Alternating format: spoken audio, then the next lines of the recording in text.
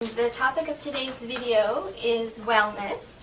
We have two representatives from the Vancouver Coastal Health Wellness Committee. This is Sue MacDonald, who is the coordinator of consumer involvement and initiatives for Vancouver community. And this is Regina Casey, who is an occupational therapist who's coordinating health and wellness activities, and she's also a doctorate student at UBC looking at the concept of meaning and activity for people with schizophrenia. So today we're going to be talking about wellness. I'll throw out the first question to you guys. Can you provide us with some background information on the topic of health and wellness as it relates to major mental health systems? No, you should start. All right. I guess what we're learning from the literature is that people who live with mental health issues are in fact dying up to 25 years earlier than the typical population. And I think what that really means is that we are not attending as mental health systems to physical and mental health issues. So often we attend to the mental health issue, but we actually don't really attend to some of the physical issues that people may be struggling with, or from a wider perspective, some of the health and wellness issues. So that might mean that people are experiencing weight gain, change in their metabolics, people may be isolating, people may be experiencing the impact of poverty, for example, and those social determinants and physical implications we are, as a system, not systematically attending to. How do I follow that? I think, yes, where I would be looking at it would be to be hoping that our system would be looking at people as whole individuals. And I'm not thinking that that's really specific to the mental health system. I see that as the larger health system. So many times people receive services for a specialty and really good care for a specialty, but without seeing the contextual circumstances of the individual. And social determinants would be a huge part of that. So I think it would be very hard for someone to be experiencing good well-being and not have a stable, safe place to live. And I guess what we learned too from the Mental Health Commission and from work by Corey Keyes is that somebody can live with a mental health issue but still can experience a good quality of life. So I think that's one thing that prompts us to consider more consistently health and wellness for people. I think in the old days it was perceived that if people are living with mental health issues that had to be resolved before people could really have a good life. Definitely. And I think also helping people understand that having a mental illness doesn't mean that you aren't well.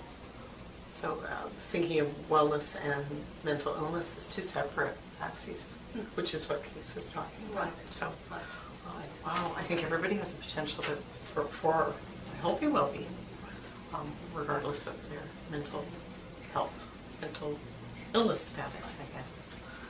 And I guess you and I sit on a committee, and we've been doing some work around trying to define what wellness is about. And perhaps we'll just make reference to the substance abuse and SAMHSA definitions.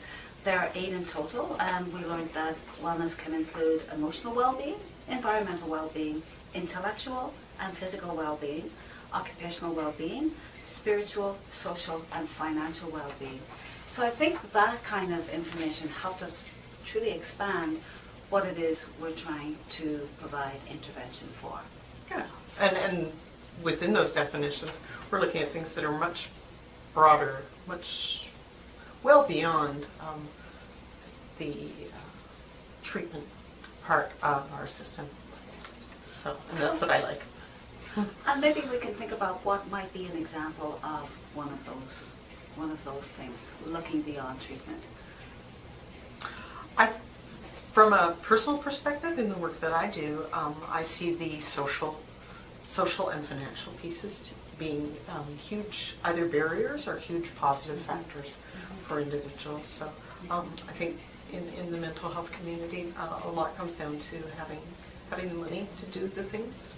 So having the money to do the things that are important from a person's individual values system, but also having the money to do the things that help make them feel good. So if we were to think about examples of what we do as a mental health system, I expect the bursary as distributed by Open Door Group might be an example of where people each 2 years can apply for something such as a health and wellness activity financially to support such a participation in an activity like that.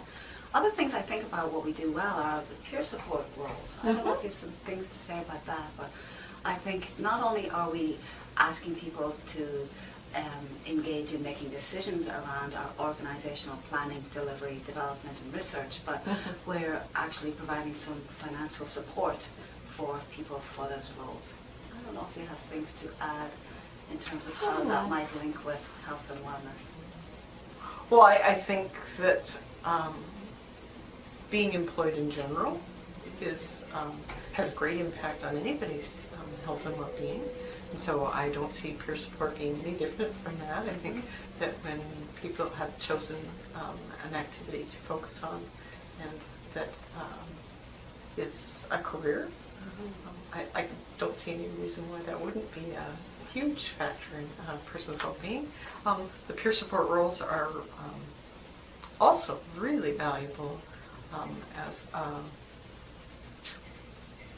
litmus test for our system. So I think the peer support roles in general are helping the workers themselves keep more in touch with the nitty-gritty. I think Daily life. Just how people function overall. Everybody has good days and bad days. So I think peers working in the workforce who are showing that they have the resilience to do that day-to-day stuff, just like anyone else, is inspiring. I think it's also a good reminder for the system, and I think that the work that peers do with other peers is invaluable. I think it's also very unique, and it's also very specialized. So that makes me feel very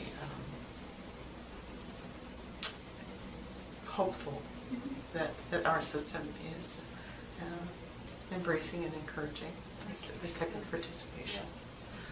Part of my role is helping to support wellness activities at each of the teams, and I know the peer involvement within those health and wellness programs is just indispensable because people really give us feedback around how they see their peers being able to set and attain goals around health and wellness, and that is just really a lived opportunity for them to experience it and try it out and find the support they need to participate in health and wellness activities. It's good stuff. Well, I mean, really, when you get down to it, everybody wants to have the life that everybody else lives. Yeah. So, I mean, there really is no difference between someone having a mental illness and someone living with another type of chronic health condition. There's some things that are sort of a detriment, and every individual has to look sort of within to see what strengths they have. And then I think the system's part is to work off those strengths and provide encouragement and provide skill building so that people are able to go off and just be who they are and who they're meant to be. Right. I just came from a conference, a Canadian Occupational Therapy conference on the weekend, and within that 3-day workshop, two Vancouver Coastal Health presentations come to mind for demonstrating health and wellness activities. One of which was from Richmond, Karen Barkley, who looks at bariatric surgery and how a focus on health and wellness and mental health in those environments help patient flow. So they help identify people who need specific services, and people are leaving better and more well early. So that is a very exciting intervention, as is another intervention by Kathy Wong and colleagues around cognition and cognitive rehabilitation, and the notion of developing cognition along with functional capacity. So really findings indicate that it's helping people engage in their daily activity more expediently and with more sense of satisfaction. So that's really exciting news, I think, for Vancouver Coastal Health. That these are emerging and best practices within our system.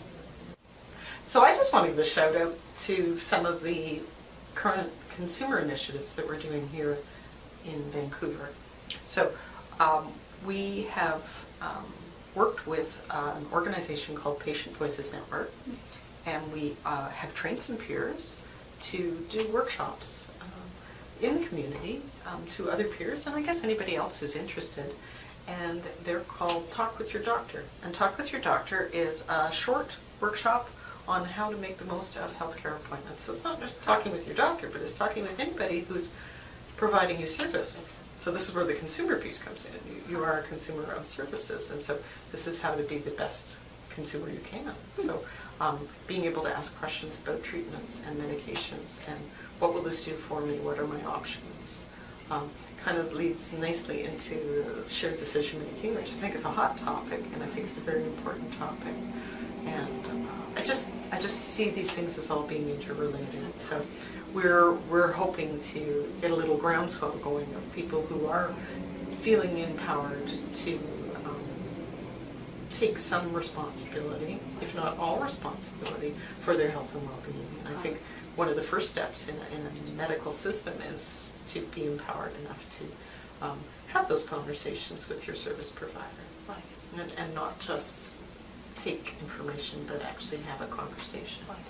And very exciting. It's super exciting. And then the other thing is, it also helps people ask about things that have in the past maybe they've been hesitant, or it's been sort of frowned upon, and we're really hoping that people are going to get to the point where they're able to take risks, calculated risks, and be supported by the people who are providing services. So it sounds like very much more of a recovery framework. It's totally integrated, and I think wellness is such an important focal piece, and also supporting people to find the wellness within the illness.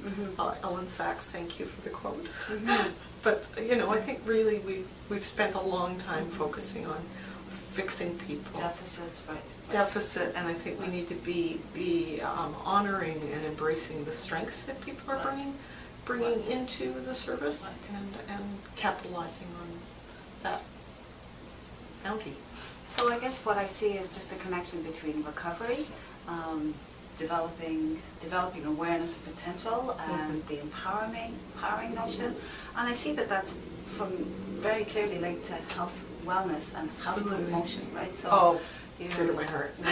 Saying that, being able to articulate some of those needs, and being able to articulate, the potential needs, having the confidence to do that may better serve individuals in saying, well, maybe I have some social support needs, or sort of spirituality needs, or even physical health needs, to say, I'd like to do, like many of us, a little more exercise, or whatever that might be. But I guess I always want to make sure that we're coming from a strengths-based system. So within all those dimensions of wellness is sort of helping people celebrate what they're already doing. Right. And then look at what they can improve on. Very choose to improve on. Right. Right.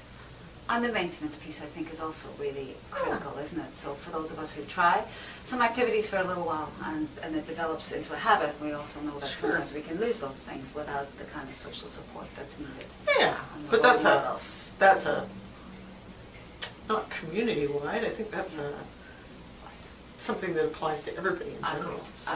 Agreed. Yeah.